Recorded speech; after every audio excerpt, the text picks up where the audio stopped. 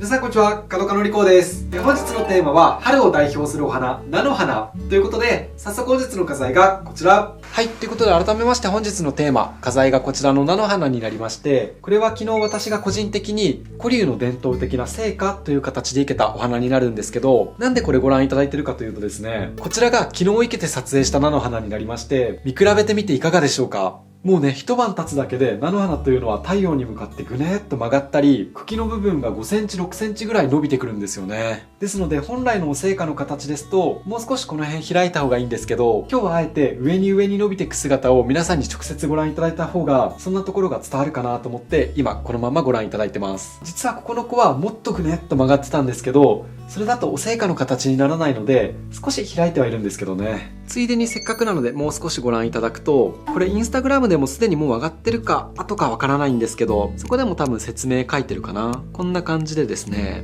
もっとズームできる。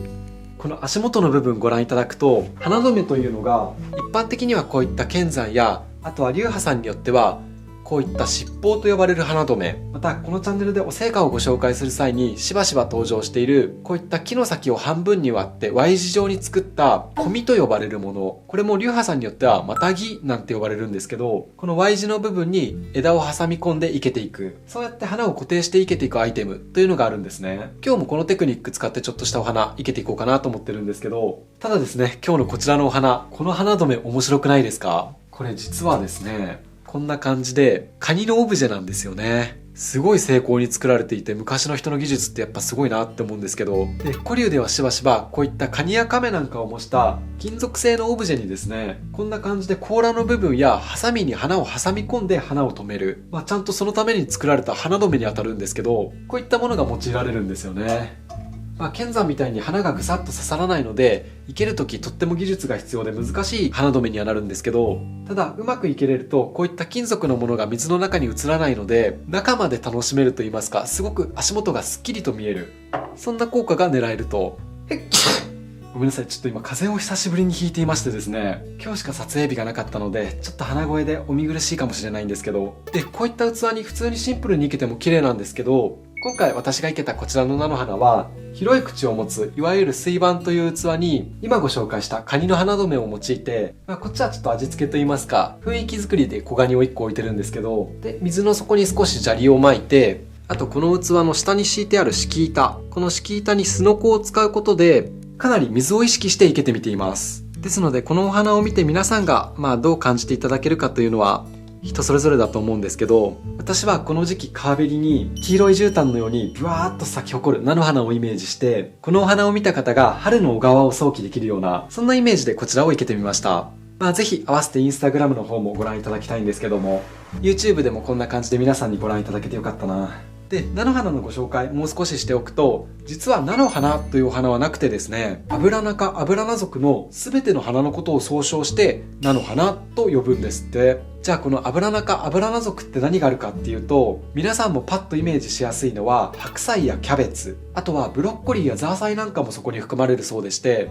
例えばキャベツお花だったり白菜お花で調べてみると、みんなこういった似たような花を咲かせてるのが画像で出てくるんですよね。まだつぼみの状態ですとおひたしとか春を告げる食材としても親しみがあるんじゃないかな。菜種油もこの菜の花から取れた植物油ですね。ということで今日はそんな菜の花を使っていわゆる生け花らしいお花っていうんですかね、いくつかのポイントを押さえていけるちょっとした春のお花生けていければなと。ということでもう一種類がこちらの雪柳を使っていこうかなと。こちらも春を代表する花木でして、ちょっと皆さんに見えるかわからないんですけど、近くでご覧いただくとこの枝についた緑の点々、これ全部実はつぼみになっていまして、もう先の部分ちらほら咲いてるやつもあるんですけど、これが一気に真っ白にブワーッと花を咲かせると。で今日はたった1本なんですけど、これが群生して生えてる部分ですともうまさに雪が降り積もったような、そんなとっても美しい姿を見せてくれる植物ですね。開花時期はもうちょっと暖かくなった4月5月ぐらいかな。結構道歩いてると街路樹としても植わっていまして、そんな高い位置にはなってなくて、だいたい高くても2メートルぐらいなので、皆さんもぜひぜひこの春探してみてください。今日はそんな雪柳を1本使っていくんですけど、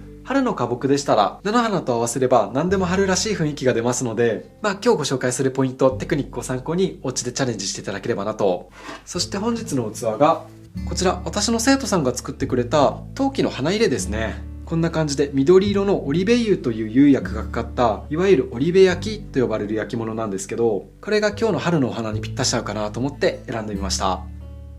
よし、そしたら実際に生ける前に事前にちょっとした仕掛けをしていこうかなと思うんですけど、今日使う器、口の部分結構広いですよね。で、それに対して今日生けるお花の量が菜の花3本と雪柳1本。そんなところから今これをこうやって生けてもちょっと器の口が大きすぎるので花が全体的にばらけてしまって締まらないなと、イメージとしてはこんな感じで生けようかなと思ってるんですけど、中心の部分すごくスカスカしていますよね。またこのまんまこう生けようと思っても器の口が広いので倒れてきてしまうということで、このテクニックこのチャンネルでは何度もご紹介してるんですけど、さっきもちらっと話したか、コミと呼ばれる花留めの応用ですね。まずは先ほどの雪柳の下の部分、この部分を器の直径に合うように切っていきます。で、このまんまだとまだちょっと長いので器の口にピタッとはまるように成形していく。そしたら枝の部分を半分に割っていきます。割ったら Y 字になるようにぐーっと開いていって、こんな感じ。そしたらこれを器にはめていく。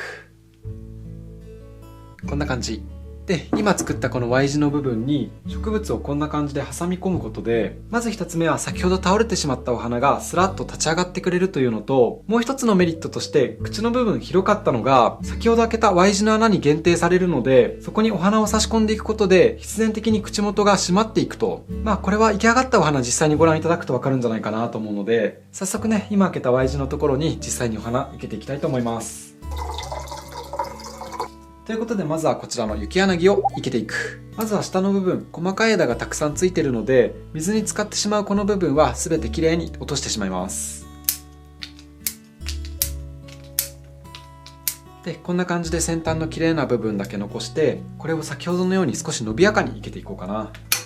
あと今水切りしてあげたんですけど、このつぼみの部分きれいに咲かすためにやはり水あげというのは大切なので、こういった花木、枝物の場合は下の部分をこんな感じで半分に割ってあげると、より水を吸う面積が広くなるので、水あげが良くなってよりお花が咲く確率が高くなると。そしたら雪柳はこの奔放とした枝ぶりが特徴なので、あんまり枝は落とさずこのまま生けていこうかな。これをスッと斜めに生けていく。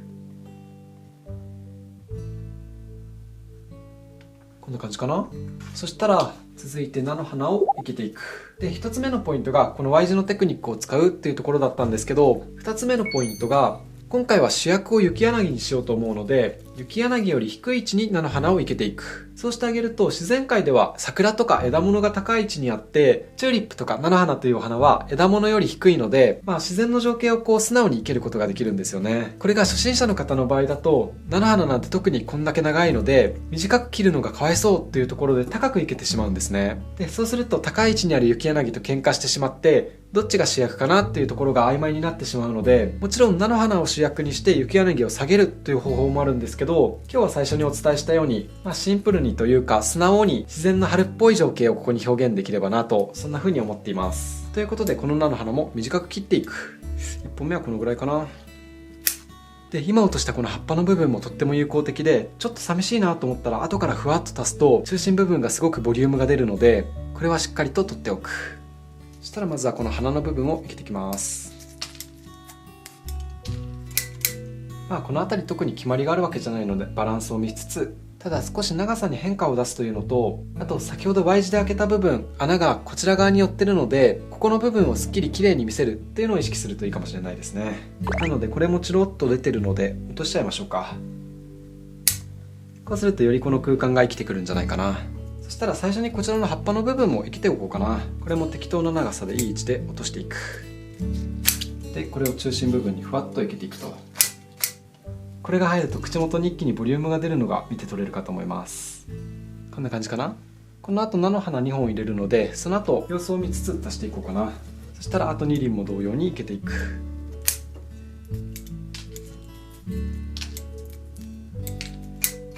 バランスを見つつ寂しいところに、ここと、あとこの辺りですかね。3本目は少し高い位置で生けていきます。水に浸かる葉っぱは全部取ってしまう。で、3本目はスーッと伸びやかに。こんな感じかな。で、まだ中心部分少し寂しいなと思ったら、先ほど落とした葉っぱを足してあげるといいんじゃないかな。ちょっともう Y 字の穴がいっぱいいっぱいで太い部分が入らないので、これは1枚1枚落として2枚ほど生けていきましょうか。これもこんな感じで、本来菜の花の葉っぱというのはこの枝分かれしてる部分で落としてしまうと、こんな感じでですね、下の部分まで葉っぱがこうやってついてるんですけど、これを丁寧に水の浸かる部分だけこんな感じで落としてあげると、そうするとこんな感じになるんでね、そうやって生けてあげると良いかと思います。で、中心の寂しい場所に葉っぱを少し足していく。この辺りともう1枚入るかな。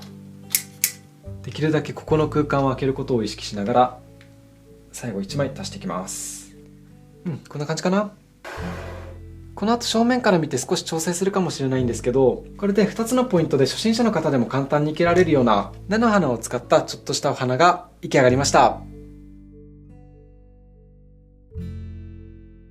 はい、いかがだったでしょうか。たまにはこういうシンプルなお花もありですね。ということで今日の動画を通して菜の花の魅力皆さんにも伝わっておりましたら嬉しいです。本日の動画が面白かった、ためになったっていう方はチャンネル登録や高評価をポチッとよろしくお願いいたします。それでは本日も最後までご視聴いただきありがとうございました。